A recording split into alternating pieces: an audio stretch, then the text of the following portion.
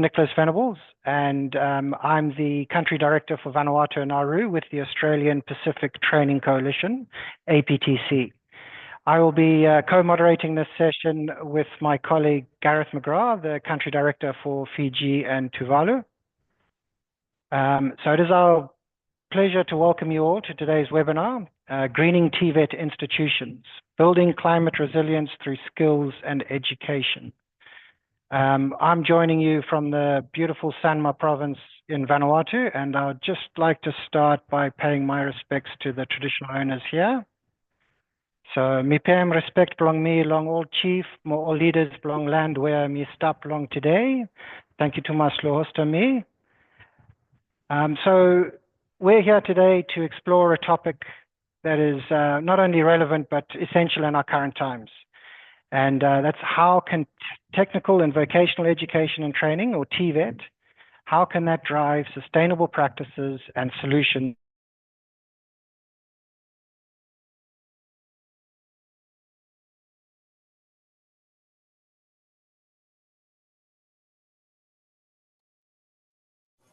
Nick, I think you're muted. Sorry, the host muted me. I'm back. I'm not sure how far back.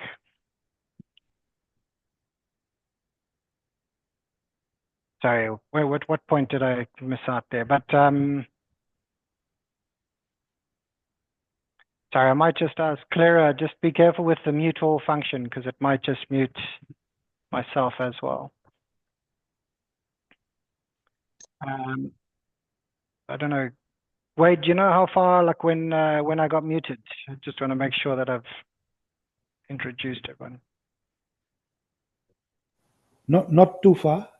Okay, no, that's good. So yeah, I think I was just saying that since 2007, APTC, with the support of the Australian government, has been committed to building skills across the Pacific and recognizing the growing urgency of climate challenges. APTC recently introduced a new strategy to build skills in climate disaster resilience. So this strategic framework aims to enhance not only APTC's contribution, but also those of our partners and the broader TVET sector in addressing climate challenges and mitigating disaster risks. So in alignment with this vision, today's webinar gathers a wealth of experience in climate action, sustainability, and education from across the Pacific. The goal is to try spark dialogue, inspire actionable steps, and to empower institutions and communities to become greener and more resilient in the face of climate challenges. The Pacific is obviously no stranger to these challenges, but within them there lie some opportunities for us to innovate, collaborate, and to also lead by example. So through this webinar, we're aiming to highlight the pivotal role that our TVET institutions can play in driving sustainability and climate resilience, while also fostering inclusive development. So today's program features an outstanding lineup of speakers, which I'm really excited to be able to introduce their insights, and they're going to share some insights and experiences for us. So we have Mr. Robert Oliver, the Executive Director of the Pacific Island Food Revolution, and he'll delve into how sustainability and food security can be integrated into TVET programs. After that, we'll have Mr. Wade Evans, the Principal of the Vanuatu Institute of Technology, and he'll be discussing building green practices in TVET institutions. Then we also have Mr. Aporosa Silatalu, Director of the Center for Appropriate Technology and Development, and they'll showcase innovations for sustainable TVET. And finally, we'll have Mr. Jerry Spooner and Ms. Kiana Andrews from Regenerative Renewal, and they will present on regenerative approaches to skills development and community resilience. We also have some dedicated time for discussions after each of these presentations. So I'll encourage all of you to actively participate and share any thoughts and questions you may have. During their presentations, we'll have all the other mics muted, so you can share your questions just via the chat. And during the question and answer time, if you have a question, you can also use the raise your hand function, and you can ask your questions directly that way. But we'll try collate those questions and then ask them at the end of each presentation if they're in the chat. I do just ask if you could please keep your questions quite concise due to our time constraints so that we can get through everyone's presentations and make sure everyone gets a chance to ask their questions. So maybe we could just do a quick little test now to make sure our chat function's all working. And I just ask, could you just please enter into the chat where you might be joining us from and what organization you may be representing? So just quickly into the chat where you're joining us from and what organization you might be joining. There we go. A couple of APTC colleagues putting in. Robert from New Zealand.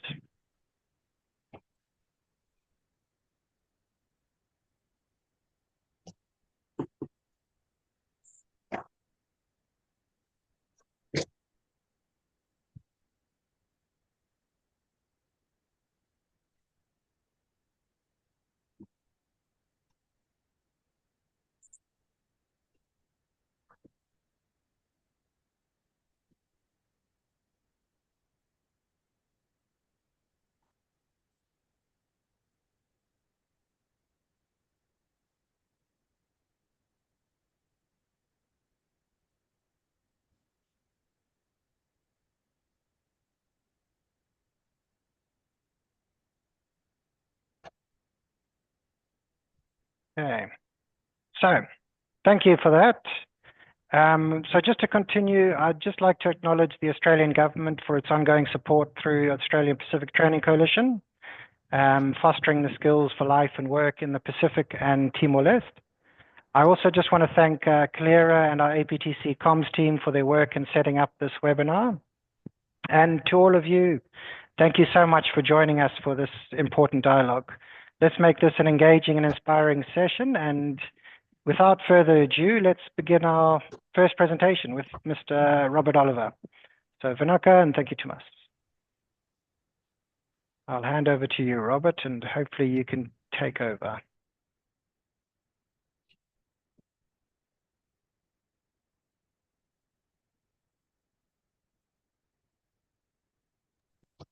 Can you guys see the screen okay? Yes, I can see it's queued up a video. Is that correct? Yes. Okay. Yeah. So I'll just go straight in if I can. I'm going to give a little good morning, everybody, from cold New Zealand. I wish I was on the islands, but I'll get there soon. I'm going to give a little background to Pacific Island Food Revolution to begin, which many of you will be aware of because it's on TV, so people generally have had some exposure to it. But also I'm going to reflect on some conversations we've had in Vanuatu as I go through this. So I'll just kick into this.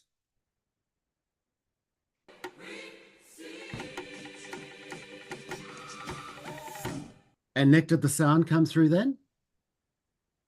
It sure did. Okay, excellent. Thank you so much. So, Pacific Island Food Revolution was originally designed to address the NCD crisis in the Pacific. I think most of you guys know the numbers around NCDs in the Pacific. It's gone from, almost nothing a generation and a half ago to being a fully fledged crisis in the region. These are some of the top line numbers. But the one to remember most is 75 to 70% of Pacific mortality is associated to an NCD, diabetes, all these stuff related to what people eat.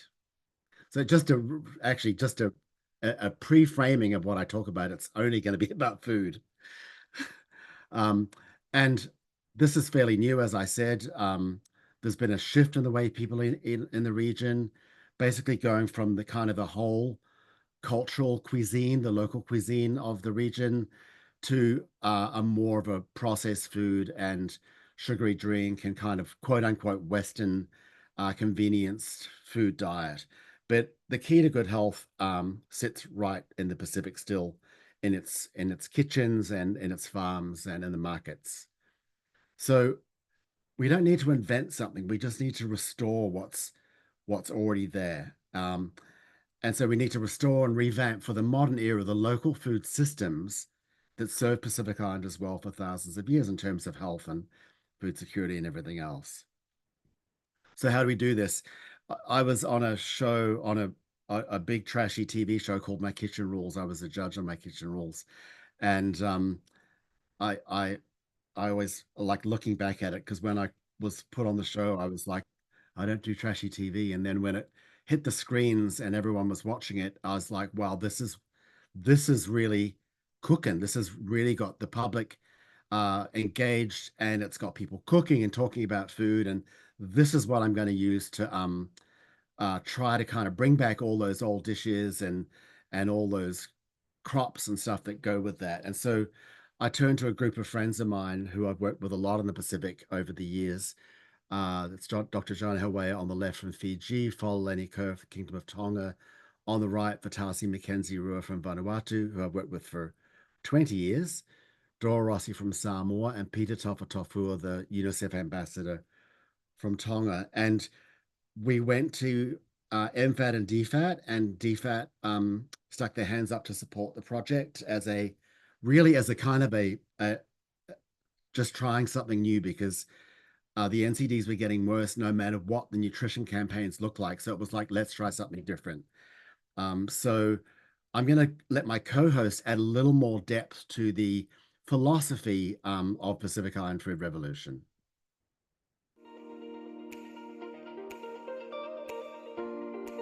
Vinaka. My name is Bertrand Jang, and I am the new host for Pacific Island Food Revolution for Fiji. Now, we all know that our original Pacific cuisine is delicious and nutritious. So Pacific Island Food Revolution is about the restoration of Pacific cuisine, suited for these modern times. Malo Alele, I am Fololeni Kerr, the co-host for the Kingdom of Tonga. We in the Pacific love visual mediums, so TV is the perfect way to get into people's homes and lives with this positive cultural message. Plus, I get to look pretty, dress up, and smile for the camera. Hello everyone. My name is Fatasi Mackenzie Rua, co-host for the beautiful islands of Vanuatu. Pacific Island Food Revolution is a solution to a Pacific problem. We do not need anything from outside to fix this. We have the traditional knowledge and our food behind us to guide us. You see, non-communicable diseases is not just government business. Through food, non-communicable diseases is everyone's business. And you know what? We can do this. Talafalava, this is Dora Rossi, the co-host for beautiful Samoa. Hey, everybody everywhere is talking about Pacific Island Food Revolution and about food. Pacific Island Food Revolution is something people want to be a part of because, you see, it is not just a TV show. It's a social movement. It really is a revolution. So that just to note that we started off in Fiji, Samoa, Vanuatu, the Kingdom of Tonga, and then recently we've added Papua New Guinea to the show as well. And it plays all over the world. Primetime Australia, the TV part. We have a big social media infrastructure. The reason I note that it plays all over the world is because this is informing our tourism market about the beautiful food there is in the Pacific that maybe isn't on the menu currently in the hotels, but certainly could be. Of course, that relates back to education and training as well. So the other part about the local food proposition is that there's a big and embedded and well-researched connection between the consumption of local food as opposed to the consumption of imported food and climate change. And just to put it in a very nutshell, few bullet points, it's to do with food miles, and local food does not incur food miles. Local food by its nature sequesters carbon, that's especially true on organics, which the Pacific is naturally. largely. It's also it pushes kind of the promotion of local cuisine. The promotion of local cuisine basically pushes the stimulation of growing all local crops. And there's a food security component to this, because the more you create the demand for local agriculture, the more people grow, the more food secure they are. And in the climate change narrative, I've just noted, and I don't know if this is just a personal observation, is that people often feel powerless in the climate change space, and it's viewed as the job of governments or big institutions to take care of it. And yet there's a food action that everyone can take in their homes. And this is where I like the idea of this kind of revolution process and this entertainment, going to people's homes, giving them something they can do in their kitchens to be a climate change activist. So the local food plate proposition has a lot more than health hanging off it. It emanates all these connections to tourism. If the Pacific tourism industry was more localized and, you know, more local stuff on menus, less imports, that has a big prosperity implication. There's a lot of evidence around local food having a, you know, supporting people's immunity as opposed to processed food and sugary drinks, etc., that have kind of dominated many of the food trends. Biodiversity, the local cuisine, the recipes require a full basket of all those niche products, and climate change I've spoken to. So it's not just about health, it's about all of this coming off this one shift towards going back to local food. And the message that that I think is in Pacific Island Food Revolution, at least we try to put this message in, is that your culture is your cure. It looks after your health. It looks after, has a role in climate change. It looks after economy, etc., etc. And it's a very affirming message. And I note that we have a picture of Vatasi Mackenzie Ruhr on this slide, and that's for reasons because she's been saying this for about 30 years. And that's why it's been my great privilege to work with her all this time. And so what does this mean in education? Well, it kind of reframes education, if we're looking at local food, as the activation of Indigenous knowledge. And then education for what? There's the various parts of the food system that education sits in very neatly. One is the hotel tourism part that APTC already does, which is training chefs and hospitality workers for the hotel tourism industries. But what about the regenerative Vanua entrepreneurs? And Kahana will speak more to that later. And these are community tourism entrepreneurs in the rural communities of Vanuatu who will need skills and support and training around all that they need to make their tourism offering good.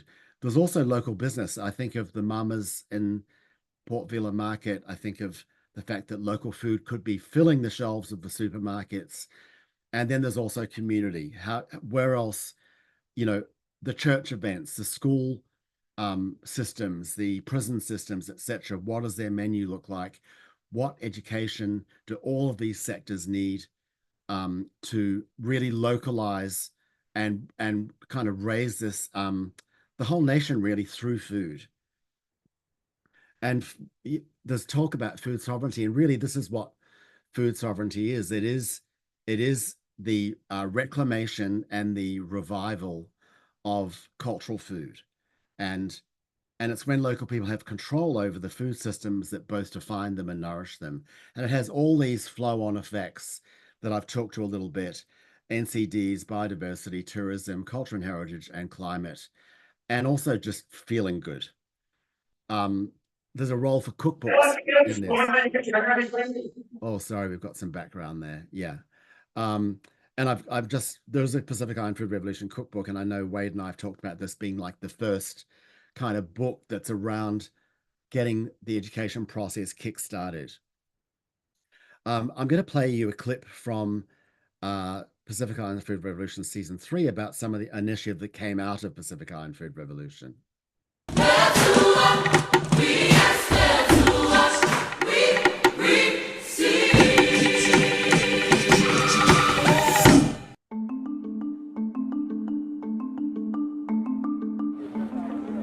Pacific Island Food Revolution Vanuatu, two of our contestants struck up a friendship that has become a local food revolution.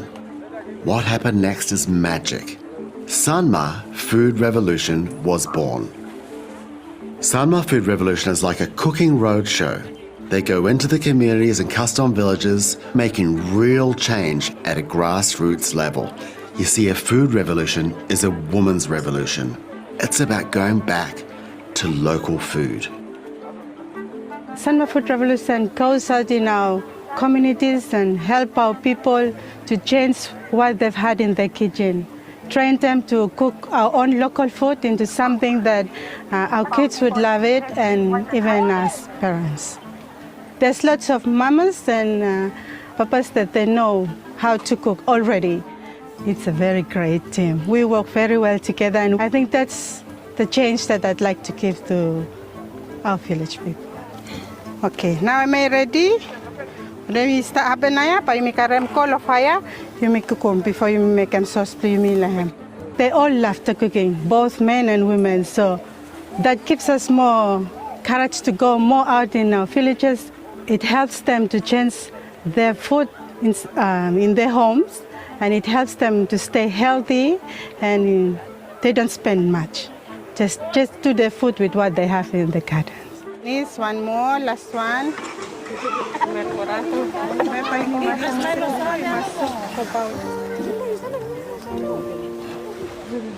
Our people are beginning to realize that, yes, definitely we have to go back to our local food, because that is the answer to the NCD crisis that is happening in our country at this point in time.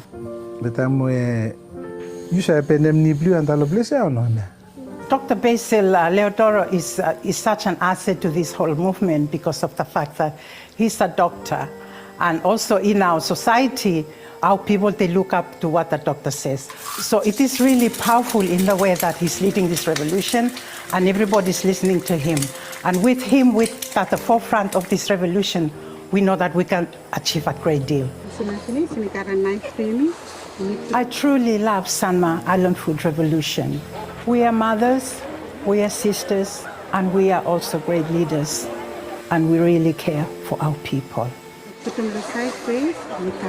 My hope is to move out to the other islands in Vanuatu to show them the healthiest way of cooking in our island food. I'm so proud of myself. I'm so thankful for getting this much of ideas from the Pacific Island Food Revolution that pushed me so hard so I can go further than what I've learned from where I am. This is Sanma Food Revolution. And our revolution. So that was an initiative that two contestants from season 2 of Pacific Island Food Revolution created, and I guess the point of reflection is that I'm sure they would require education to formalize what they do, but also they are this community-led food revolution / education revolution is something to consider. Do we partner with entities like Sanma Food Revolution to deliver the training, etc.? And then I just want to note also that when we talk about food, it's a lot more than climate change and health and all that kind of stuff. It's really deep in the heart. There's not a single Pacific person who doesn't love their food. And so, we're able to activate this very joyful kind of cultural reclamation through the process. And it's not campaignish or agenda-y. It just feels super good. That's been our experience, certainly with Pacific Island Food Revolution. And the other thing is with Pacific Island Food Revolution, we've really enjoyed having Pacific leaders come into the show and be with us, but also the opportunity to showcase existing young leaders who are emerging in the market. And you can see one of your lecturers, Knox, there. He was the winner of Pacific Island Food Revolution Season 1. And so that's kind of a little bit about the way that we're thinking about the food revolution, and I would say the education revolution at the same time, is almost like a holistic view of education, not geared just towards hotel hospitality, but towards whole of society and their needs. So on that note, I've raised the question of whose revolution is it? This is our revolution. It's our revolution. This is our revolution. It's our revolution. This is our revolution. This is our revolution. Our revolution. This is our revolution. This is our revolution. This is our revolution. We're all in this together, and we can get through this together. The revolution begins at home. Thank you, guys.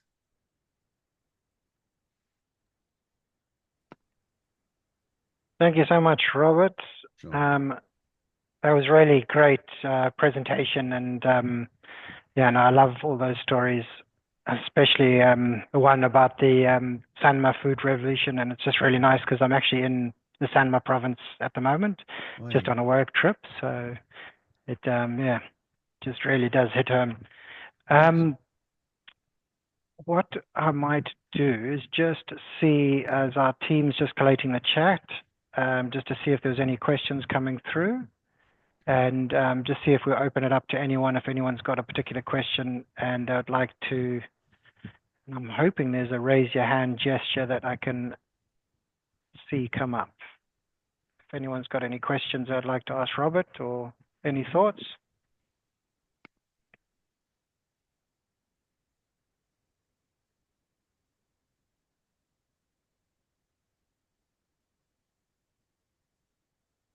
Hi there, Nick. We Hi, have Gareth. a question that's come through here from the team, and this is for you, Robert. How can an individual get involved in this food revolution? What can they do to be part of that?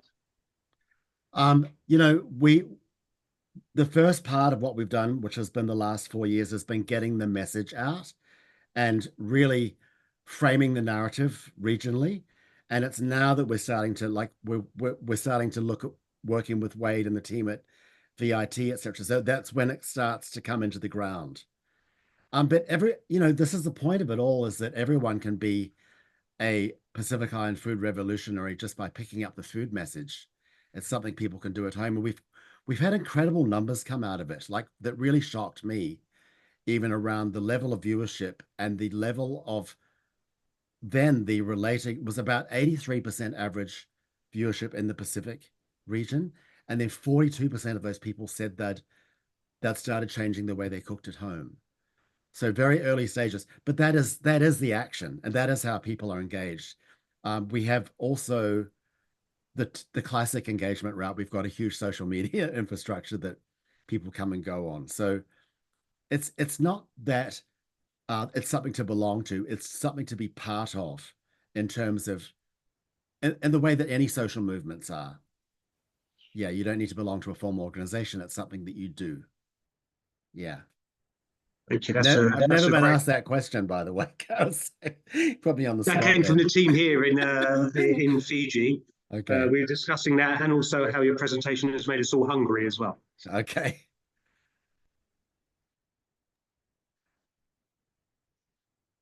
Sorry, I can just see one question just come through in the chat, Robert. I'll just ask you. Sure. So, hi, Robert. What would be the one thing you would recommend training providers do to promote the contribution to climate resilience related to food and cooking?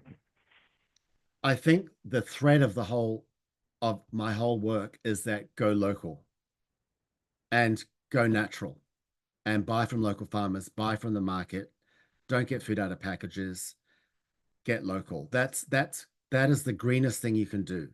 And it flows into, once we start building the demand for local agriculture, then we build the prosperity for local farmers, which has obviously development flow-on effects.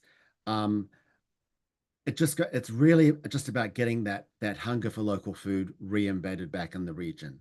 And it's not I don't think it's that difficult. I think most, you go to any wedding or whatever, all the old dishes are still there. They're still there. They just need to be mainstreamed again. Yeah, no, absolutely. And I think there's that opportunity, as being industry ourselves, we can push curriculum change through regulators and industry skills councils to try and make sure more of this is embedded inside our curriculum and inside our training packages that we're delivering, which ultimately means then we're training those skills too and recognizing them in the TVET sector.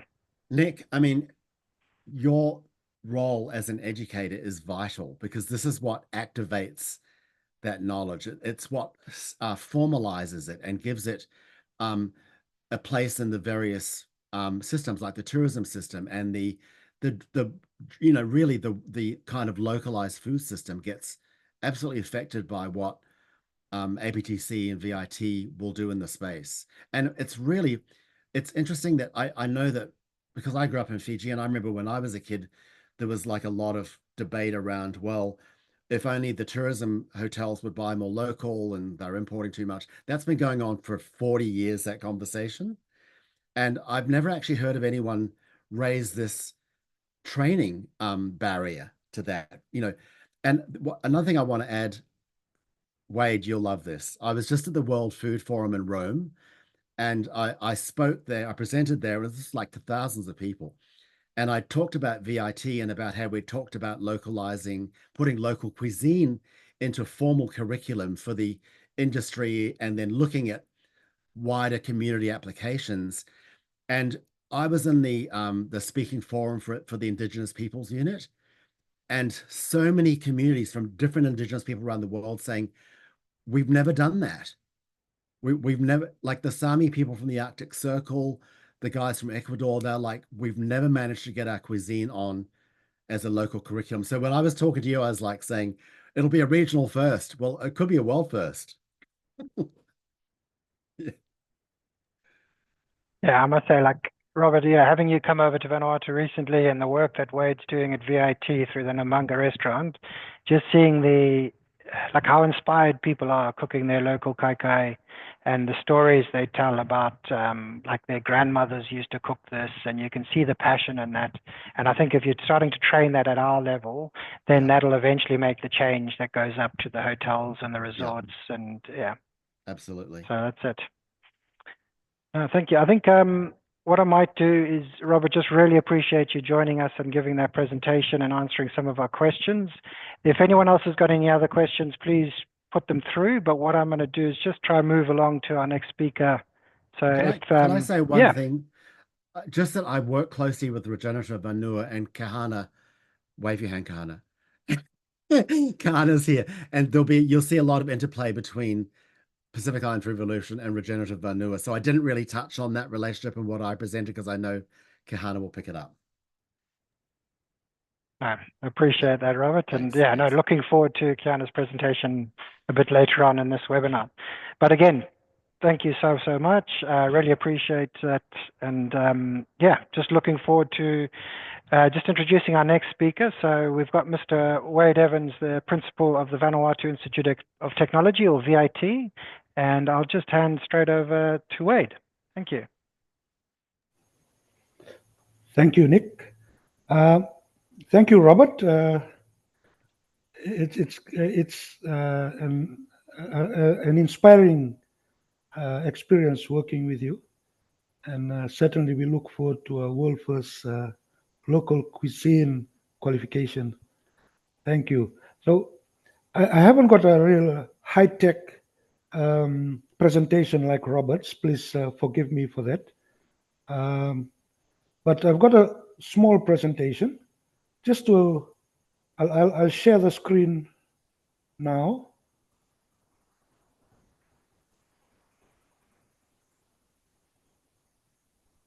And this presentation is basically about how VIT is building our green practices in our institute, and some of the achievements we've done, and sharing with you a process where we are going through to ensure that our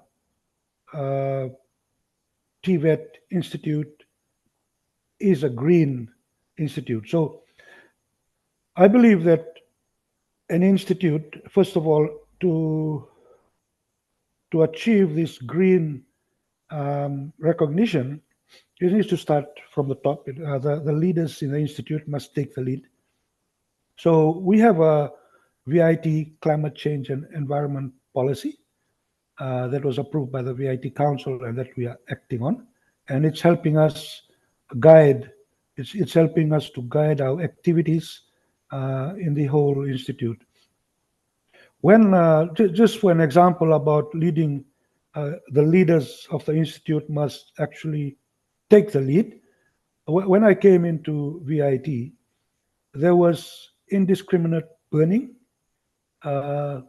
People used to rake up the grass, burn it, burning of all sorts of things.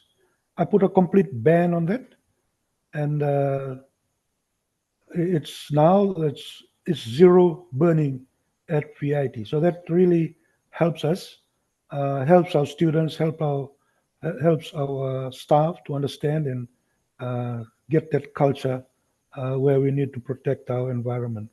So just to introduce us to VIT, VIT was established in 1970. So under its own act, the Vanuatu Institute of Technology Act of 2001. So we offer programs in engineering, construction, ICT, hospitality, climate change, business management.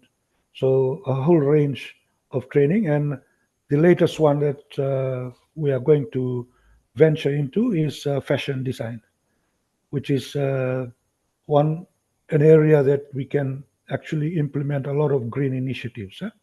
So our vision is to be an internationally recognized institute producing skilled graduates for resilient and sustainable Vanuatu. And the resilient and sustainable is not in our vision by accident, it's actually by design. And we address national priorities like climate resilience and sustainable development.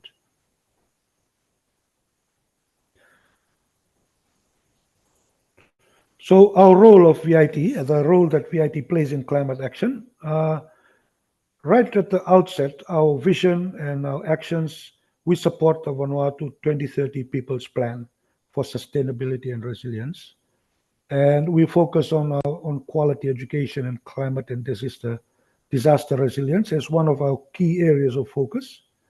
And we are in the process of looking at skill sets and building skill sets for climate change mitigation and adaptation.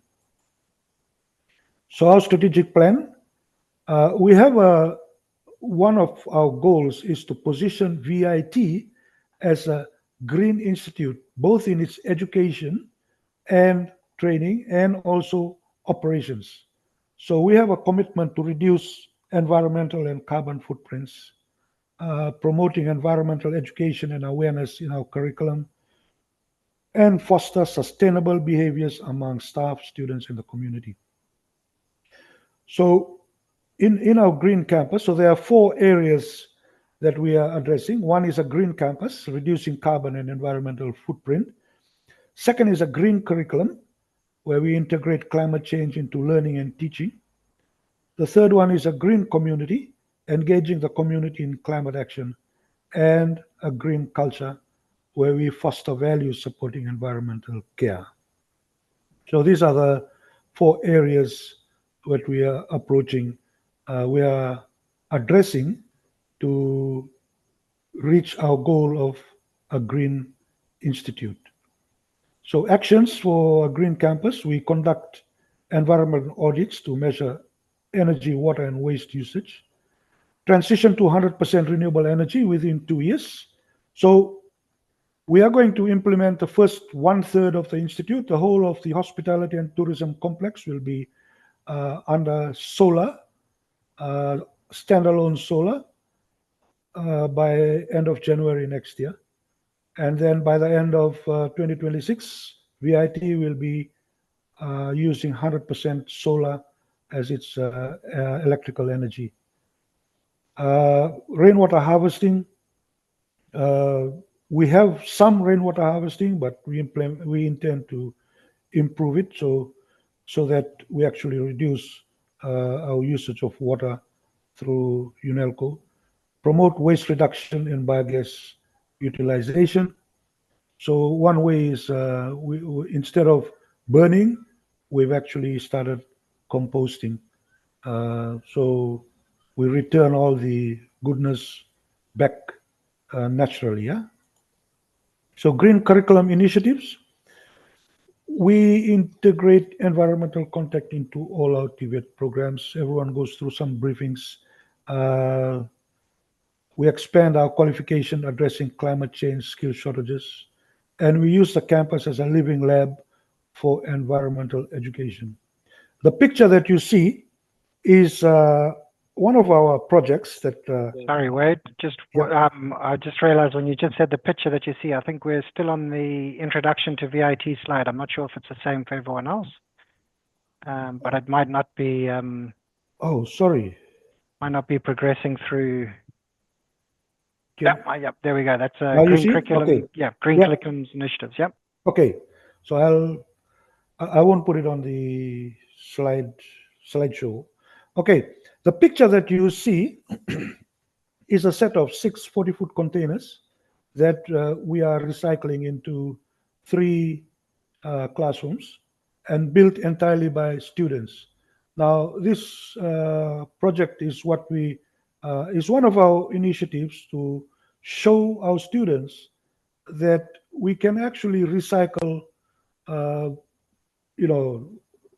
containers into classrooms, into homes, instead of having it rot away, by the side of the road or some place like that. So this project embeds the skills of converting a container into a classroom for students, into a comfortable learning environment for our students, and it will seat about 100 students altogether. And the unique thing is it's being built entirely by our metalwork students.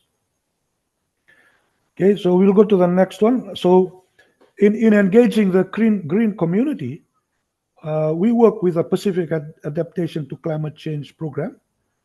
So our learners in climate change, they do community consultation, and they also participate in tree plant initiatives in partnership with PECSI. So this is something that we value, and we try and get our students to be involved in. It also exposes our students to the disciplines that's required in climate change. And we participate in environmental events like World Environment Day and cleanup days. Our students for the diploma in electrical engineering, they've just completed an energy efficiency audit at the hospitality complex. That's leading up to the solar installations that's going to go in.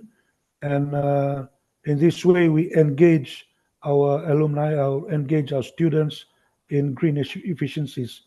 So every student that has gone through this, they now have an understanding of energy efficiency. They have an understanding of the Vanuatu Energy Efficiency Act. And we know and we hope that when they go out, they will actually implement this and teach others about the energy efficiency and the importance of energy efficiency. And then we go to fostering a green culture. We, as I said, like looking at our containers classroom, we modeling pro-environmental behavior like recycling and energy saving practices, changing our fluorescent tube lights all to LED, and having our staff understand that we need to implement, we need to respect our environment. And we're implementing systems that utilize technology to reduce paper usage and increase productivity. So on the right, we have the Asset Panda, our asset management system. We have a Zero financial management system. We have a Cypher, a learning management system called Cypher. We are in the process of implementing a learner information management system and a human resource management system. Just a little bit about learning management system, the Cypher learning management system. It has helped reduce our diploma of electrical engineering right now to 95% paperless. And as we streamline our operations, we intend to get it 100% paperless. As you know, when you're dealing with a third-party regulatory authority, it's evidence-based, and there's a lot of evidence that we need to collect. Well, we now collect it digitally, and it saved us a lot of money in printing training manuals, in printing all sorts of things, exam papers and all that. And next year, we are rolling out our learning management system. Every trainer is required to use our learning management system for class delivery. The unique thing about our learning management system, it creates course contents. So what would take a trainer months to develop, it takes our learning management system with AI embedded, it takes them less than 10 minutes. So our trainers, our training staff, they are all fascinated with this learning management system, and it increases their productivity also. So as a result of the reduced cost, every certificate for a diploma student now gets a tablet with a Bluetooth keyboard as part of their package for their fees, as part of what we give them when they enroll into VIT. So in that way, we are also encouraging lifelong learning for our students, so that they can take these tablets even when they can learn anywhere, they can learn anything, any place. And also our sustainability values. Sorry, I jumped ahead. In our VIT policies, plans, and strategies has got sustainability spread right throughout our policies and strategies. And our annual survey on environmental attitudes and behaviors. This year is the first time we will run out a survey just to get a baseline on all our staff and our students. On establishing a green committee, we have a green committee that actually sits and looks at projects, and it includes learner representatives in the green committee. So a lot of our work is based around the green committee, and a 12-month actionable work plan, which is reviewed annually, and monitoring framework. And also allocating resources and seeking external funding is key to achieving a green campus, because without resources, it's really difficult. So expected outcome, we have a reduced campus carbon footprint, improved energy efficiency. We are more financially stable. We're saving money. We transferring our costs down to our students so that they can also benefit from the savings that we do. And we'd like to be a recognized model for green practices in TVET institutions. So we are strategically placing ourselves in a position where people can come in and look at what we're doing at VIT and learn from it and take it and implement it. So the last slide I have is basically a diagram which will help us to go through a process for what we call the education for sustainable development. So the step one is we need to understand the process, and it is a process. It's not a one-off ad hoc thing. Okay, so it needs to be strategically as part of your strategic. So, okay, so part of the understanding the process, we need to clarify what is a greening concept. We make an institutional alignment, put in place policies, strategies, and adopt a whole institution approach, and engaging teams of different departments, different areas, different industry sectors. And step two is planning for the greening of TVET. So one of the big things is raising awareness and formulating the rationale. One really good rationale is for greening TVET is cost savings. We save cost, and that's how we justify to the governing body of VIT and to government. Yes, we need to put money into an institute so that we green the institute and we save costs. And we need to promote broader engagement into this planning, like the committee, a green committee, okay, and assessing our current realities. Huh? And then step 3, we implement is the implementation stage. Delegation of what needs to be done, consolidating and embedding in our core systems. Like I explained, our core systems, like our learning management system, our financial system, our asset management system. So we're embedding all this into our core systems. And then we deploy our resources strategically, and eventually we should get an institutional change and celebrating our achievements. Huh? And then step 4 is monitoring our results. As you all know, monitoring and making sure that we achieve our targets is actually one of the most important things in the process, because then you can tell people, yes, this is what we've achieved, this is what we've got, and you can talk to partners, and they can see that we are actually doing what was planned, and we are achieving the targets and the goals. Huh? So thank you, Nick. Thank you, everyone, for listening. That's my presentation for today. I'll take any questions if you have it. Thank you so much, Wade. And yeah, really appreciate you going through your presentation. Yeah, I'll just make one small comment before we open up to any questions coming through on the chat. There's a number of things that you're doing that's amazing in this space, but I really do love like the container project and taking that kind of flexible delivery model. So, using live works, using actual projects to put the students on it's a great opportunity for them to actually learn in a live work environment. But the other side is, you're saving money. You're utilizing those resources that were going to be used for that project instead of buying more resources to use in a workshop or in a simulated environment, which obviously has those sustainable approaches to it. So what I might do is I'll just open up to any questions, and if there's any coming through on the chat that Gareth might have seen or come through.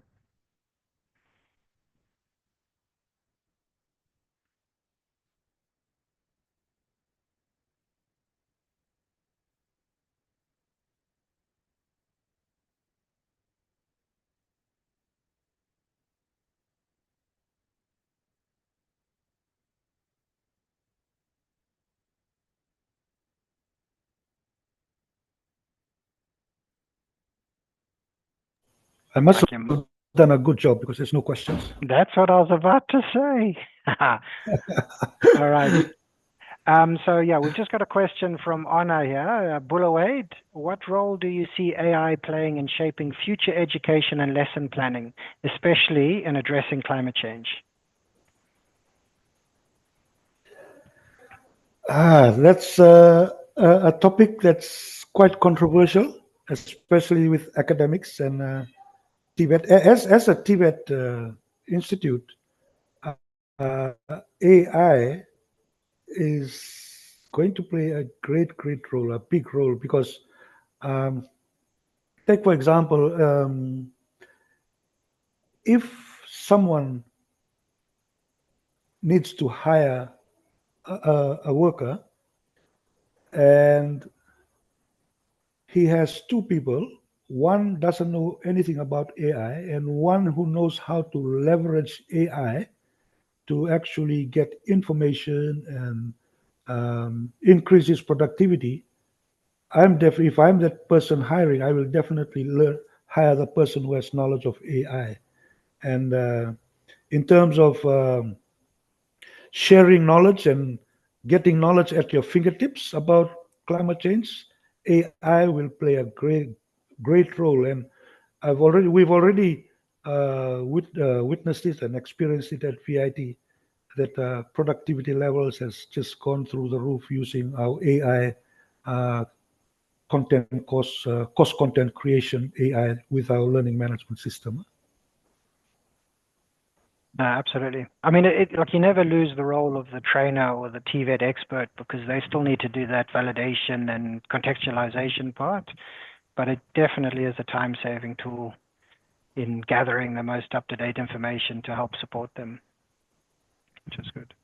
I just might go for one more question before we hand over to our next speaker, and I can see Natine's just written in. What level of savings has VIT achieved with the current green initiatives, and what is the anticipated with the planned projects? It's a bit of a tough one, but I don't know if you've got any kind of ideas of what sort of savings you're seeing across. Well, let's put it this way. We've saved enough to ensure that next year we can get one device per student for every certificate 4 and diploma student. However, we've also enabled us in our savings to reduce costs, to reduce purchasing big photocopying machines, because everything's online on computers and students can access it anywhere. We also saving on having to build more and more classrooms as students, they actually can learn anywhere using the AI and using our learning management system. Thank you so much, Wade. If anyone else has got any other questions for Wade, please, continue to put them in the chat. We'll have a little bit of time at the end of the webinar for some further discussion, so we can always raise some of those questions there at the end. But again, Vinaka, Wade, thank you so much. Vinaka. I'll look at you when I'm back in Port Vila in a few days. Yeah, we'll have our stand-up cover meeting. Absolutely. So thank you, Wade. And now what I'll do is I'll just hand over to our next presenter, Mr. Aparosa Silatolu from, he's the Director for the Center for Appropriate Technology and Development, or CATD. So just handing over now.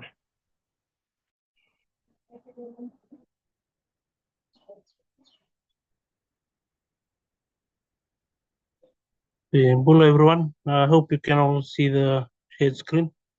Hola, Aparosa. Yeah, I can see it's all good. Thank you. So once again, thank you for the invitation to come and speak at today's webinar. My topic specifically is on innovations around sustainable TVET.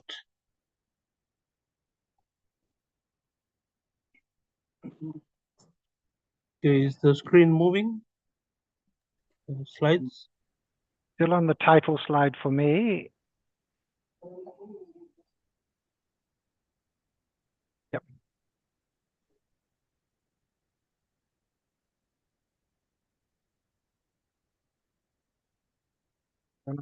Yep. Okay. I can see the PowerPoint is now not in the presenter mode, but it's just in the window mode. Yep. Okay, so I'll just move it according to this one. So at CATD Nandave, basically just to give a brief overview of the institution. So we fall under the Ministry of Indigenous Affairs, so Itoke Affairs. And our student cohort comes from the 14 provinces of Fiji, mostly focused around grassroots education. So we're a hard trade institution where we do automotive, plumbing, welding, carpentry. And we realized that when it comes to climate change, that education is the key to changing behavior. Mainly because the challenges we face is our TVET institutions have been done in a mainstream manner, where we've been taught to do things in ways that probably are detrimental to the environment. So we've realized that through education we can also reverse this process. So the solution, we believe, is in greening our TVET practices in terms of the trades that we teach. So moving on to the core concepts of Green TVET, we believe that by incorporating climate-friendly practices into our education system is one of the keys to reducing environmental degradation of our traditional trades that we teach here at TVET institutions. And we believe that through education, we can basically impact the students' behavior when they go and practice their trade. So the vision here at CATD is that our plumbers not only become mainstream plumbers, but they become green plumbers by the way that they practice their trades. Or automotive engineers, our carpenters, they're not just normal carpenters and tradespeople, but they are green carpenters or green automotive engineers. So we basically tried to summarize how we've identified innovations to try and change this behavior, but we realized that curriculum and education systems are important to actually formalizing these innovations. So we believe from the previous presenter, there needs to be a step-by-step system that we put in place as education providers to help basically formalize these innovations and to be able to teach and change behavior as our students graduate from our institution. So we believe that once we identify innovations that could contribute to greening our TVET curriculum, that the next important step is curriculum drafting before we apply to our national accreditation bodies. So in Fiji, we have the Higher Education Commission that accredits all our courses before we actually train these accredited courses. And the question becomes, when they leave school with their certificates in their green plumbing and green carpentry, is how does that translate to a real job that earns them money? So we believe that commercialization is also an important aspect before you can actually change behavior. So similarly, like just how all these climate effects or climate change behaviors that are causing all this degradation of the environment is caused by commercialization. We believe that commercialization can also reverse the process in that sense. So here at CATD, currently we run 5 courses. One is sustainable boat building. The second one is automotive and small engines, plumbing and sheet metal, welding and fabrication, and carpentry general. So what we've done over the past 2 to 3 years is try to green the trades that we teach here at CATD. So our first example of our Green TVET course is sustainable boat building. So what this course is setting the precedence of a Green TVET course that we would love to teach. So as we move to the next slide, you'll see that so our students have actually started building sustainable boats, or boats made out of recycled foam and plastic. And that's the innovation. They've actually also converted an outdoor combustion engine into an electric engine that is solar powered through battery packs. And the thing about our sustainable boat building is because it's leading the way in terms of our Green TVET courses.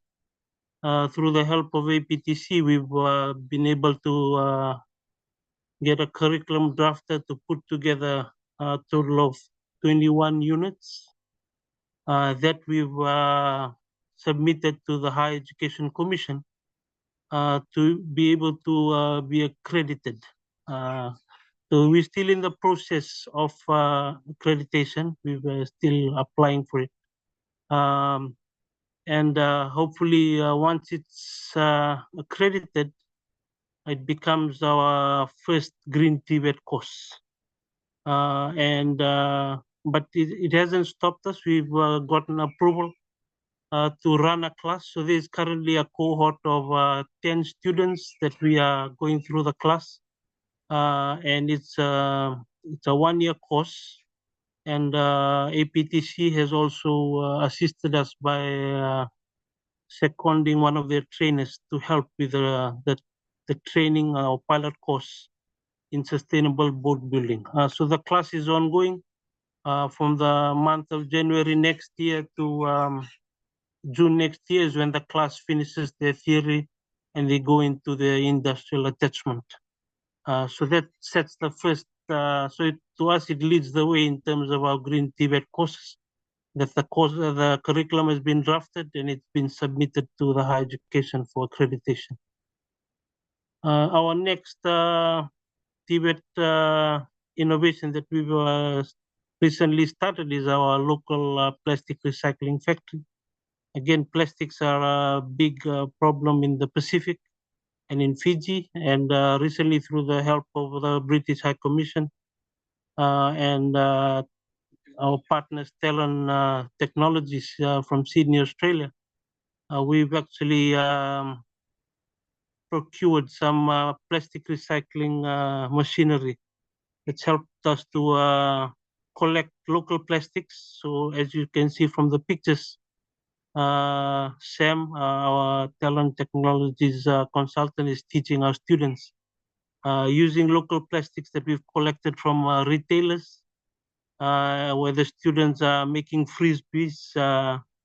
And on the last picture at the bottom is where our students are taking it back to the retailers to show them that these are the plastics that they've thrown away. They've actually made frisbees that could have some economic value in that sense to be able to be commercialized. But again, this project is still at its infant stages. The plan is to, once we introduce basic climate change curriculum across all the trades, these practices could then become their practical activities that could contribute to what they learn in terms of the theory of climate change.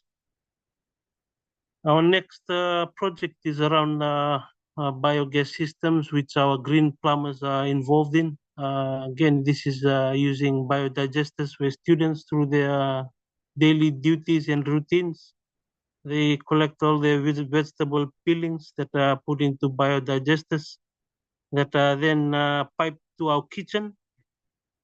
And when the students cook their meals, they're cooking it out of the biogas systems or the gases that are churned out of the biodigesters.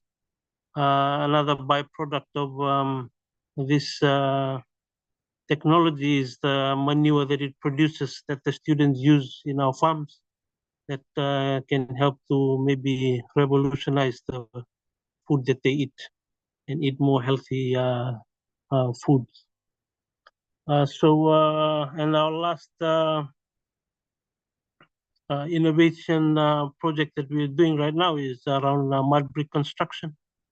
Again, this is trying to is part of our green carpentry project supported by the UNDP, where we're trying to again innovate in the areas of construction by using a little bit of mud, a little bit of cement and sand to make mud bricks that can help us address housing affordability and using environmentally sustainable materials to construct homes in Fiji. These are again still at the infant stages. There's a lot of research and development around these areas.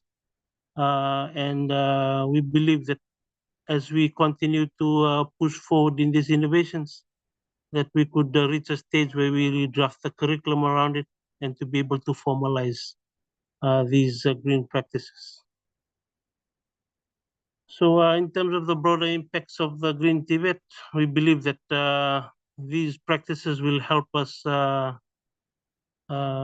benefit the environment in terms of the way that these tradespeople, when they graduate out of CATD, to be able to go out and practice their green trades and to be able to impact the environment positively while still practicing their trades.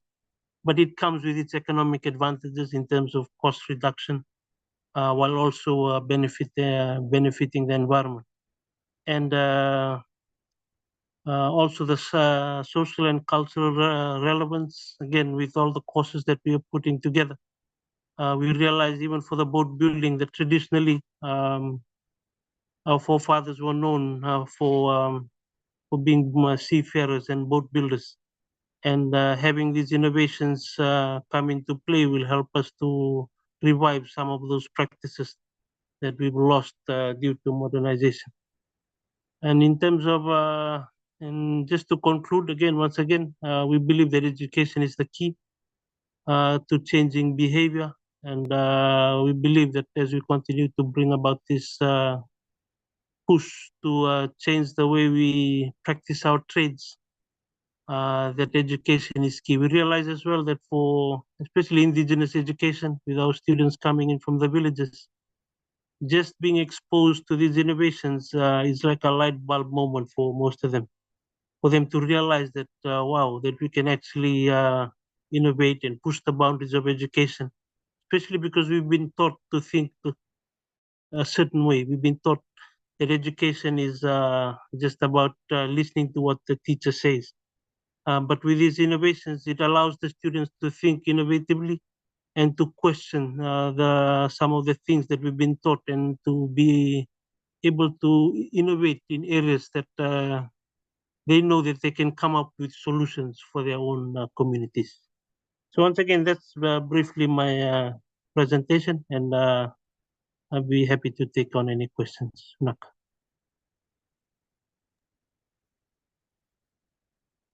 Benaka, Director Prosa, it's really inspiring to see the innovations that you're making through mainstreaming your sustainability and green practices across your organization. And it's also great, that acknowledgement of the cultural knowledge and embedding that inside your training. So thank you so much for your presentation. It was really great. And just while I just open it up to any questions to come through the chat, I just had a quick one, because as your presentation came up about the recycled plastic, it just made my just sparked my interest as to if there's any other kind of toys or other little plastic things they're able to make through that recycling factory.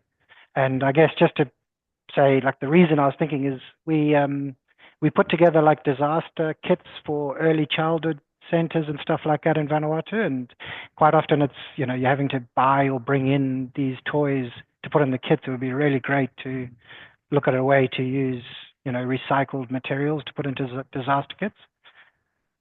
So right now, the molds that we have are just for 3 items. It's the frisbees, the dog bowls, and poles. But the opportunities to make different things is quite endless. This morning we were talking about kicking tees for rugby, something more relevant for the Pacific. But again, this is 99% waste plastic that people throw away. These students are starting to experiment, and they realize the opportunities are endless. So we could also make those things that you're asking.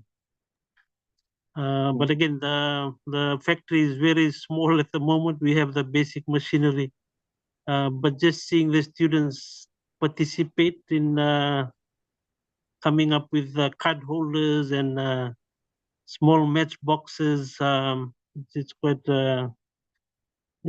quite a big light bulb moment for most of them. Yeah. Yeah, and absolutely an opportunity for partnership. I mean, there's a lot of donor organizations in that space that hopefully might Bola look at something like that and find a way to integrate that into their disaster kits. Just going to the chat, we've got a question on this similar topic from Marika. She was just asking what sort of plastics are you recycling, and she also asked, are you looking at expanding your plastics recyclings to the resorts and hotels as well?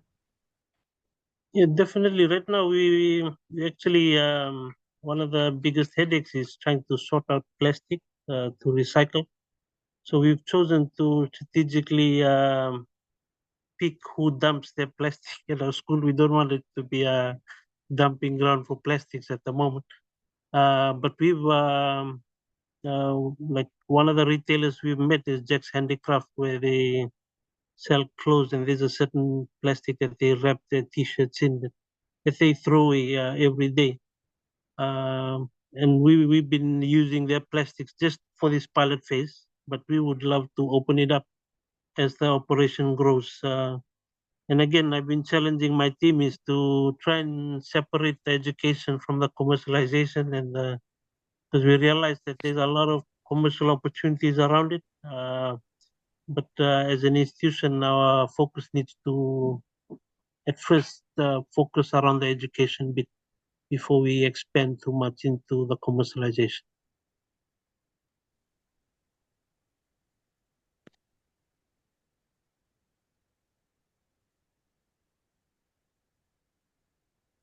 Thank you so much for that, Director. Just one question which has come out of here as well, and circling back to what Nick mentioned briefly before, the role of partnerships as well. And you've managed to demonstrate there really well how many different partnerships you've got.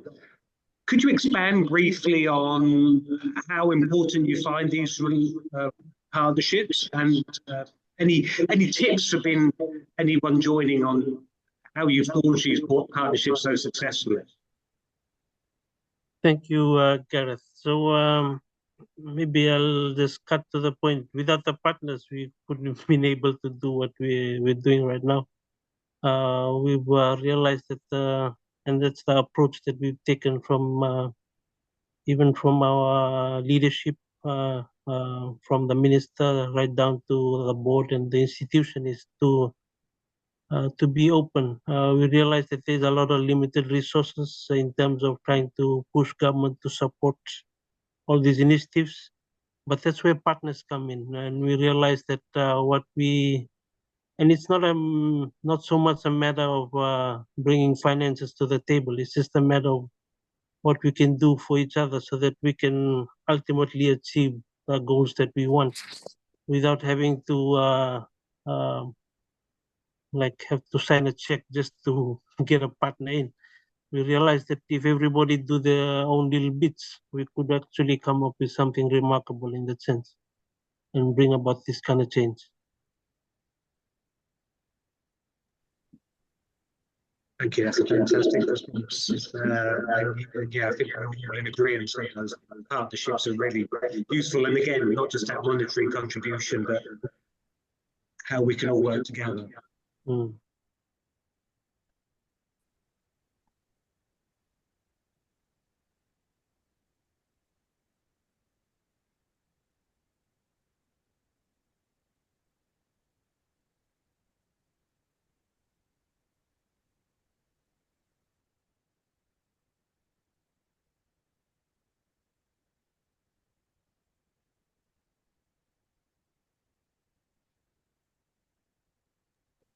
I think Nick is on silent and I'm echoing, so somewhere between the two of us is probably a good medium.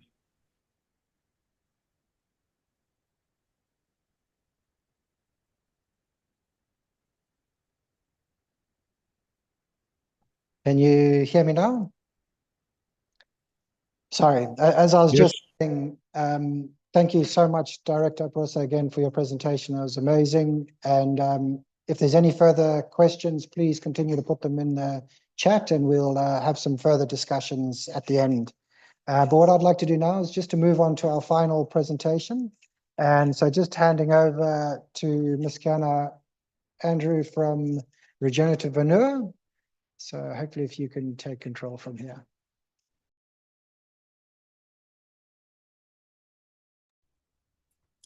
Hello, everyone. So at the moment, Mr. Cherry Spooner, who's the executive director, he's away, but there wasn't any good reception. So he did a recording, and I will put up his recording, and from there I will continue to the presentation. So let's see if I try to.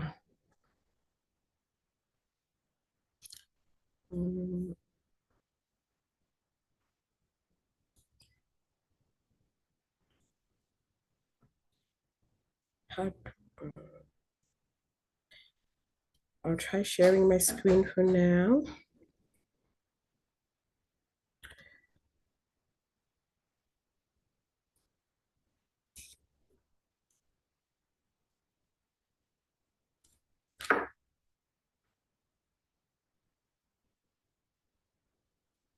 Okay, I hope you can all see the screen or the recording that I was about to play. Yeah. Yeah, I can see it coming through. Thank you. Good morning, everyone. Jerry Spooner from Vanuatu, presenting Regenerative Vanuatu. So it'll be myself and Kehana that will be sharing the 15 minutes this morning. I'd like to first of all thank the organizing team, Kelara, Wade, Nick, for allowing us to participate in today's story. So greening TVET institutions, not greenwashing TVET institution and programs. So just quickly, for those that are not familiar with who and what Regenerative Vanuatu is about, it's a non-for-profit organization that's been established for 4 years now. There's been some changes to the work that we've been doing, the focus, the vision, and also the framework that has now, apart from it being a repeat, we focus has broadened from just focusing on Vanuatu. Now we're working with the region. So with the Global Agritourism Network, we're looking at rolling out the program throughout the region, framework throughout the region, and also the Pacific Islands Forum that have come on board through the Blue Pacific Strategy. They're interested in working with Regenerative Vanuatu for the next 3 or so years to see how we implement one of our programs that I'll be touching on soon throughout the Pacific, through that network that we've established under the Global Agritourism Network and the Regenerative Vanuatu plans for the Pacific. So Regenerative Vanuatu is about supporting resilient, self-determined Vanuans throughout the Pacific to practice regenerative stewardship. And you'll note throughout our presentation, there'll be 3 terms, terminologies that we will be using that's different from the usual, which is, you'll notice, as opposed to making reference to communities, we will be using Vanuans. So communities, as opposed to a Western terminology that focuses on people, Vanua is more appropriate in what we're about. That's looking at the whole area, nature, people, culture, everything that's within that Vanua. And that addresses a lot of issues that we've been faced with over time. That's because we have been, and we'll touch on that earlier on our slide, focusing on people through the community approach as opposed to Vanuans. Stewardship, not ownership. Stewardship of Vanuas, reminding Vanuas, working in Vanuas to ensure everyone's on the same page as you're being the guardian, not the owner. You're looking after it. Appreciation from past, we're having that responsibility now to look after the Vanua for the next generation to come. Adaptation and relearning. So we're not for supporting the approach of trying to teach indigenous communities or Vanuas in how to adapt, because they are the best people with the knowledge in how to adapt or to be resilient. So it's about relearning for them. It's supporting them, allowing them the space for them to relearn the knowledge on how to adapt to climate change, to be more resilient, as opposed to trying to teach them what they're best at. So just quickly going on to the next slide.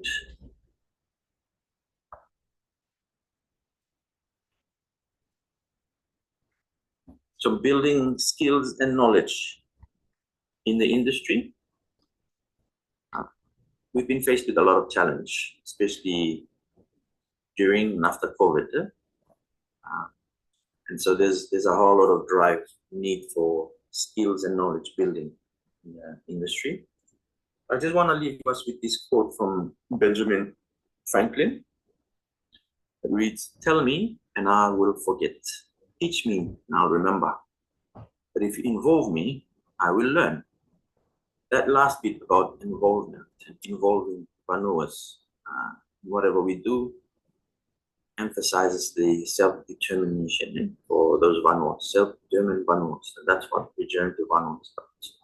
It's getting them involved, engage, knowledge sharing through some of our programs that I'll be focusing on too, my presentation, the exchange program, participatory approach. As you can see from the slide here, not saying this is more relevant to the other, but emphasizing if we're talking about greening, if we're talking about regenerative, approaches, then participatory exchange of knowledge sharing, not me coming to teach you, but me coming to share and learn. The type of approach has shown success. You can see from the work APTC is doing with their culinary program, that is the kind of approach we all know. Hands-on, okay? Bit of classroom, but the approach of if we want the bigger group to be involved in getting results, then involvement, hands-on is the way forward. Huh? So our current system, and that is not something new. We're all aware of this challenge that we have, and that's not just Vanuatu, that the system is not supporting resilience. We talk about resilience. We talk about communities, or what we like to use a lot is Vanuas to be self-reliant. But our programs, our approaches and how we work with them are continuously driving this dependency model. You look at the ministry that is solely responsible for promoting this in terms of resilience, community resilience, adaptation.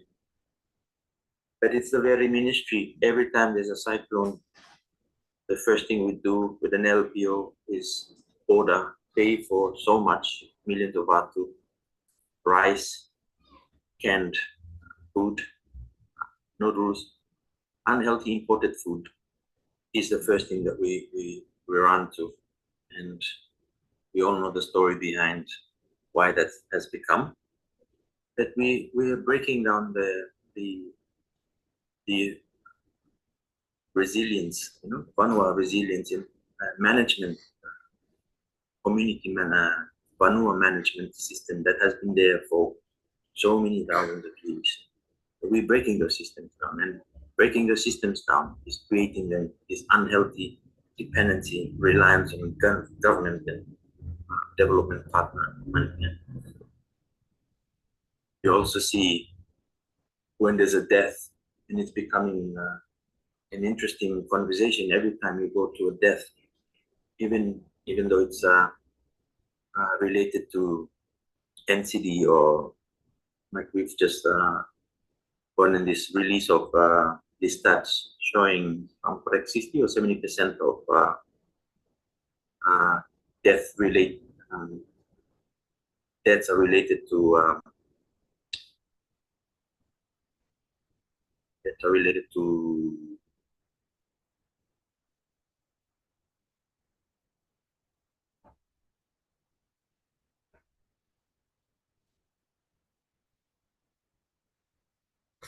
diabetes. It's related to diabetes. And yet you see people rocking up with so much rice, cartons of sugar, to show respect by giving them more ingredients for more NCD. We've got this report too that you can see up here that's been really showing the challenge communities faced with with regards to health and nutrition. And you see NGOs investing a lot in doing these reports, stats, emphasizing the need to get more support. More funding, new funding has been pumped in just so we can get those support to address those issues. And then we go and our approach in recruiting, hiring of staff or technical people that are lacking knowledge in nutrition, food, no knowledge in food, that are going out in communities and teaching.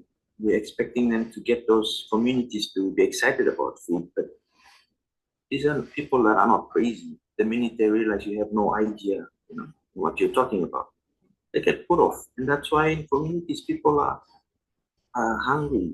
They are wanting more Western food because it's easy and because it obviously there's a whole lot of promotions, investment into promoting this unhealthy food. Because we're not having the right people that's going on in the community. So the question is for NGOs that are putting out reports, but on the ground are not getting the right people to be addressing those issues. The question is, what are we trying to do here? I like one of the quotes here from Wendell Berry, and that's just not Vanuatu only. It's a problem everywhere. Where it reads, people are being fed by the food industry, which pays no attention to health, and are treated by the health industry, which pays no attention to food.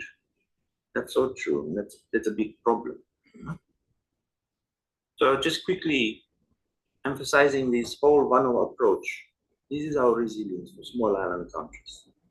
Vanuatu is one. Vanua, for Fiji and Vanuatu, it's a term that we're very familiar with.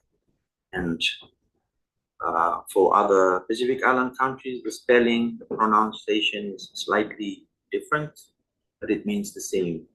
So it's about an area, or the Vanua is about everything, not just the humans, not just people living in this community. It encompasses the spirituality, the history of the Vanua, the place, its ecology, hydrology, fauna, and flora, human presence and culture, their practice, their beliefs, everything within the Vanua is considered. And it should be the approach when we go into those Vanuas to work with them, we should be considering, and one Vanua approach should be the same approach that we deal with other Vanuas. We have to treat each and every Vanua as different from the other. In that way, whatever we're trying to do, we work with them, provide them any kind of support, has high chances of success. The indigenous knowledge systems of Vanuatu and self-determination are key to climate resilience. It's a concern we're seeing, and that's what we're trying to address with our program, our Vanua program that I will be touching on later on. It's a concern when we're not realizing, when we're talking about resilience, climate adaptation, the very best people that are suited to teaching indigenous people on how to be resilient, how to adapt, is indigenous people. So when bringing experts from overseas to come and teach indigenous people on how to be resilient, and to adapt shouldn't be encouraged. Okay? There's some articles might have said that would support this argument, support what regenerative Vanuatu is about, and our approaches in community. So that's why I'll be touching my next slide or so about what we're trying to encourage is, in this case, we're not saying every indigenous people have those knowledge, okay? For those within those Vanuas that still have them, they need to be used to go to other communities or within the communities to train, to share, to share and learn within those communities, but other communities within Vanuatu and within other Vanuas throughout the Pacific, including Australia and New Zealand. That's what we'll be touching on later on, who we're working with within the region.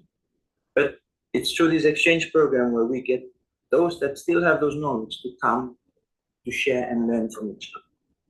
We've piloted, I'll touch on that this year again, Vanuatu and in Australia, and just the connection, just seeing how the interaction and the sharing and learning and the positive outcome from that is so positive and encouraging to see.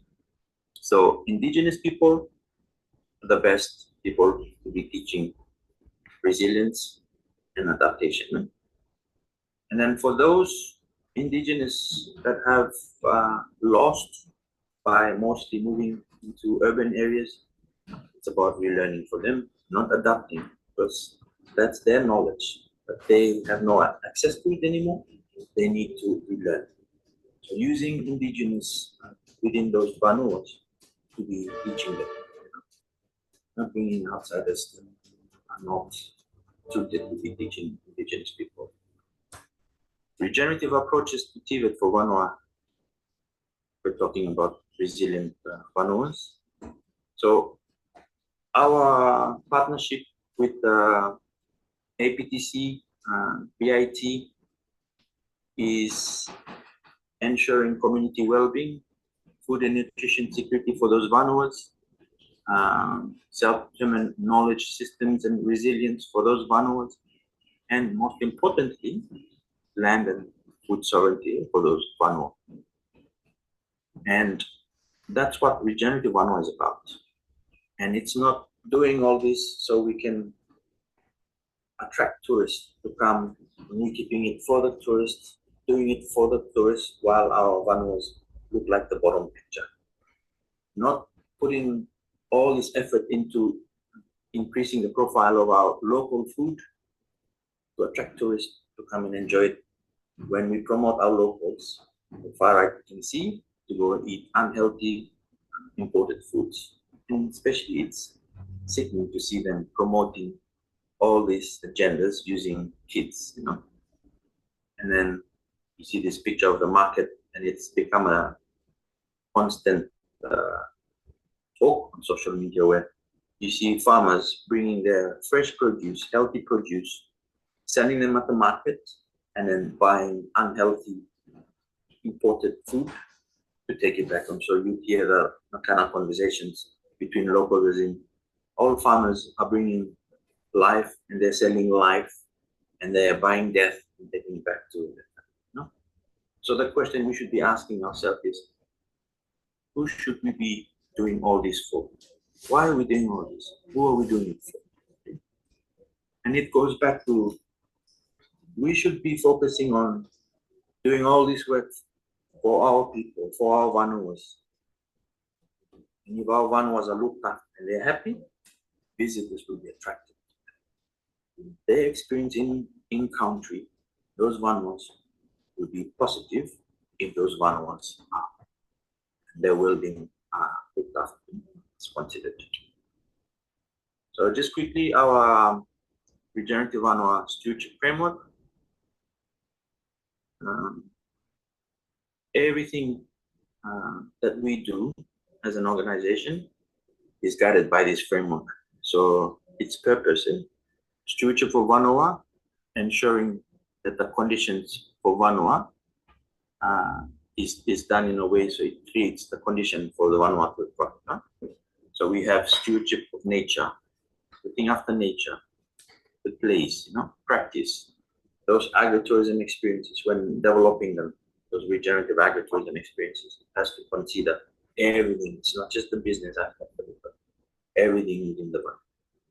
And stewardship of others than self, individual. So I'll be focusing more on, I'll be quickly touching on these two programs for today's presentation, the Regenerative Experiential Learning Program and our Regenerative Gastronomy Program. Out of the 5 programs we have, as you can see here, Pathway Recognition Program, Vanua Stewardship Agreements, Gastronomy Program, Traveler Recognition Program, Experiential Learning Program. I'll be focusing on these two. So regenerative approaches to TVET for our Vanuas. for Vanuatu to be resilient, we are saying these two programs is what could be considered, what TVET should consider. The regenerative experiential learning program that we've piloted in Vanuatu in June, again in November, last week and a half. It's just showing more that this is the right way to go about it. Okay? Indigenous people from their Vanuatu to come and go to each other's Vanua to share and learn. That is the way forward. Okay? It's not coming to teach, it's coming to share what you know and to learn also. And also, regenerative gastronomy program. So in June this year, Vanuatu has been nominated as the for 2027 Gastronomy Awards. And this year, next month, we'll be submitting our bid book, showcase Vanuatu's traditional cuisine, our climate resilient food systems. So you can see here, it will be a bit different from other regions that have gone for these gastronomy awards. This is more about using this opportunity to promote and to ensure when we're talking about raising the profile of our local cuisine, it is for our people, our kids, their parents, our families, our colleagues, and everyone within those Vanuas throughout Vanuatu. So their look after, their well-being is good. And that is part of the whole experience visitors come.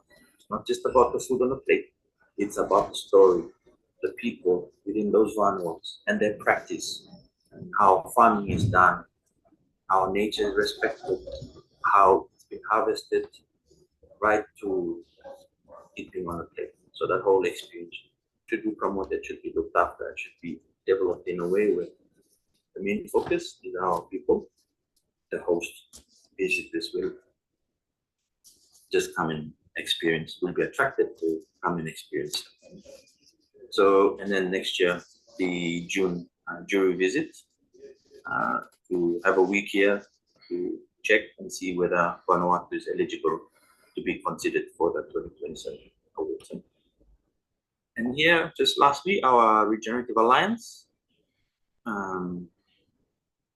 These are our partners within the region and beyond that are in this space to, like I said from the start, to protect this framework, protect this work that we're trying to do for our Vanuas. And so it's about greening, not greenwashing in our approach. So we look forward to our partnership with use, and we hope we can have more chat about how we formalize that before end of this year, based on the conversations that we've had the past couple of weeks. Thank you. Thank you, Kiana. Okay. I will, hang on, sorry.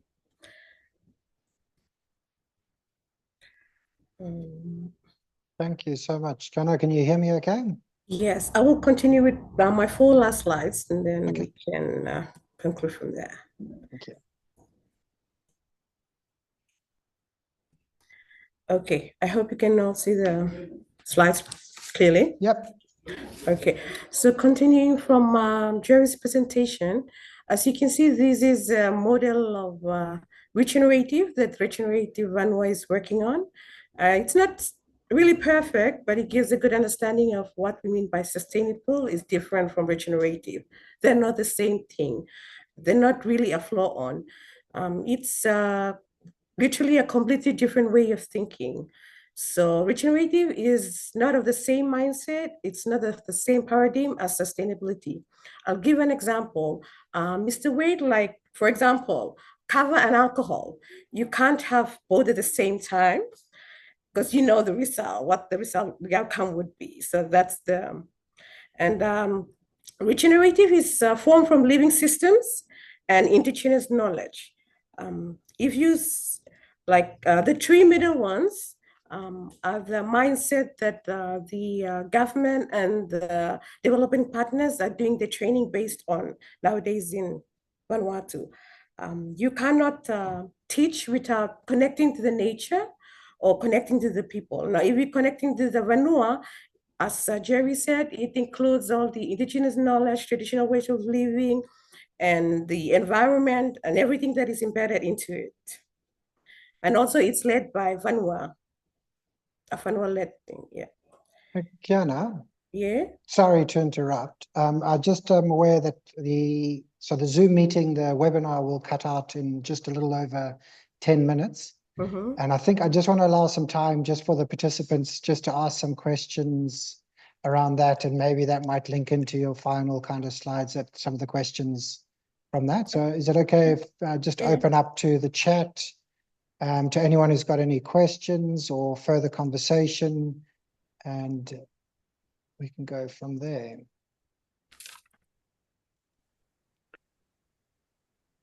Hi, Nick. It's Anthony Bailey. I've got a question for Wade.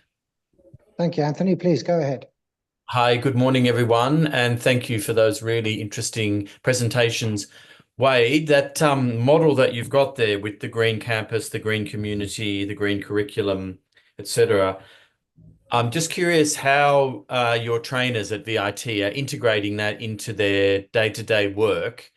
Given that trainers are busy, they've got training loads, they've got training and assessment they need to conduct, assessment. How do you make sure that they're integrating that into their daily practice, given they're very busy professionals already? I think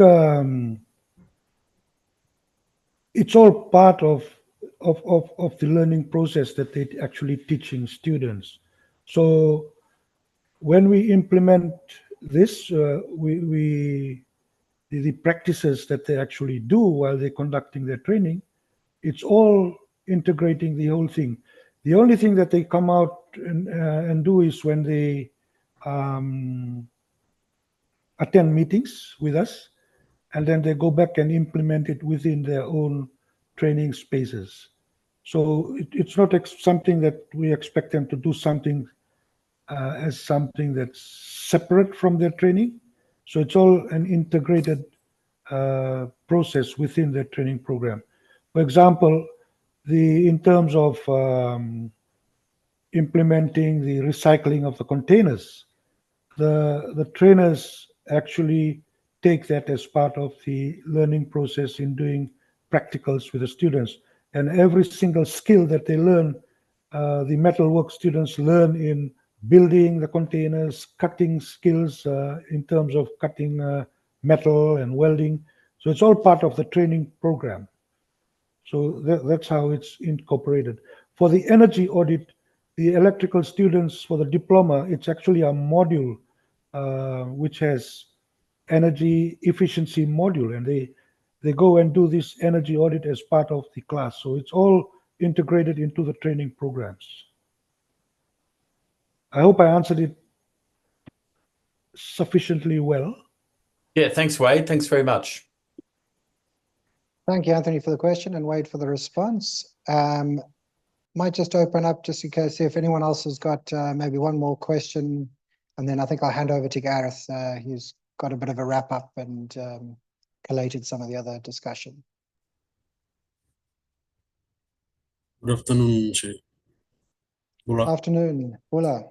Please go ahead. Are we going to provide with the presentation material, the slides, and for this? We hadn't. I don't know. I'll have to check with Calera, our comms officer, if that's possible to share with the participants. But I'm not 100% sure if that was possible. I'll be glad to share. Just send me your emails and no worries. Sorry, I just got a message from our comms officer, and yes, we can share. So they will be coming around. Thank you, sir. Thank you. And there'll also be a recording available too for those participants if they want to access it at a later time and go back through. One more question from anybody for any of the presenters, obviously besides Robert, who had to leave us, unfortunately.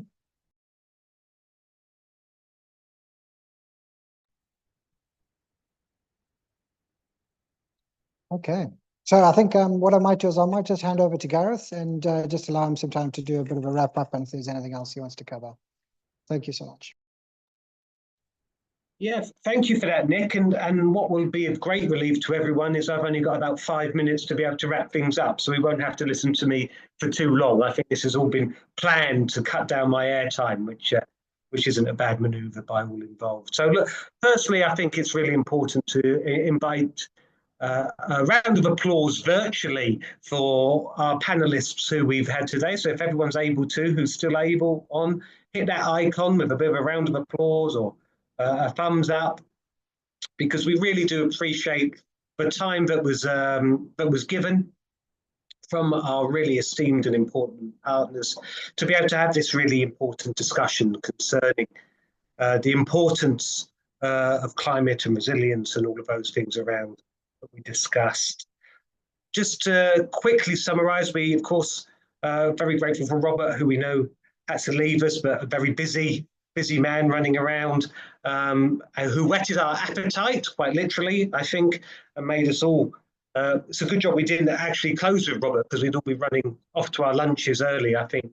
But very much important theories and talk of how important food security is, and again, I think that underlying theme of how that needs to start within the individual as well, and that will really be able to make that change. Wade, we really appreciate your contribution there from VIT, and that whole really TVET picture, I suppose, and how it, I guess that holistic approach to how that needs to be considered as we move forward in relation to TVET greening, as it were. And then we were fortunate to move on, of course, to Abo, who very much gave us a real snapshot of what they're doing there at CATD, an incredibly innovative approach, and that ability to work so well with partners and to bring people together for those mutually beneficial goals, which I suppose is what we're all looking at trying to achieve within this space as well, being able to work together to achieve things that we've all been able to outline, and not just for our own institutions or for ourselves, but really for the good of the Pacific in general. So thank you very much there to Abo for being able to share that. And one thing Abo didn't share, and I'll just quickly put this in there, that CATD, which is now a thriving institution and one which is really recognised throughout Fiji as a role model and a benchmark within that space, hasn't always been that way, and it's been a great turnaround within that with Abo and his leadership team to be able to develop that and show the true potential of being able to work in this space as well. So I just wanted to add that there as well. It's the hardest place to start is often the beginning, and I think all of our participants will be able to demonstrate that. And again, Jerry and the Panua group as well, showing, and I think really being able to wrap up all of those kind of themes that we had there in the beginning as well. So that was really nice way of being able to tie that up at the end of that institutional kind of approach. And yeah, we've just had Terracilla, our partnership and coalitions facilitator there, saying how these discussions are on the margins, of course, of COP29, which is happening in the background. And a very important global discussion. So not just a Pacific discussion, but a discussion that is universal and applicable and relevant to us all, no matter where we are and what we're doing. So yeah, look, I can't thank the team enough for being able to put it together, especially Nick, who really worked particularly hard in putting this together with the communications team. And we really hope that this won't be the end of these type of activities and discussions. This is really just a starting point for us to be able to move forward. And it's an ability for us to be able to talk together and work together and share these great ideas. So great appreciation and a bit of a one more clap and a thumbs up to Nick and the comms team who really worked hard on being able to pull this together. So congratulations there to everyone. And just thanks, Gareth. Sorry, just before we wrap up, I just wanted to say Just to watch this space, APTC is just working on a greening TVET guidelines tool and documents. And this has been based off a lot of the work that we did with the Australian Pacific Climate Partnership and of course with Wade and VIT. So a lot of his strategies and stuff he's implementing, we are going to put into some tools and documents that we're hoping to share with some of our partners and TVET institutes across the Pacific. So please watch this space. But thank you, guys. Thank you, Nick. And I can see the participant rally is now quickly decreasing as I'm talking more. So I think this is probably the best time to close up for today. But I guess the one thing to finish on perhaps is the 2024 Word of the Year, which recently got released. I'm not sure if anyone heard that story last year. 10 points to anyone who can put it in the chat. Don't really have enough time, I suppose. So I just put it out there. And before you Google search it, it was manifest. Manifest was manifesting, I think, was the 2024 Word of the Year. And I guess that's what we've all got to do. And this is an example of that, manifesting what we want to see this change to be in the future. We need to be the change ourselves as we move forward, and being able to showcase that in forums such as this, to be able to demonstrate what can be achieved when we are all working together. So without a minute to go, Nick, I think you should really have the final word, as you've been doing the majority of this work for that. So I'll hand this over to you. But thank you everyone for joining, and I wish everyone a blessed day moving forward. No, absolutely. Blessed day to everyone. Vanaka Vakalovu. Thank you, Tumas. And thank you again to our presenters for their time and the comms team. Thanks all.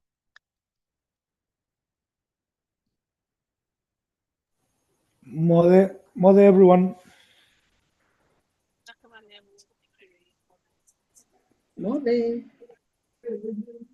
Wait, Bula. You know,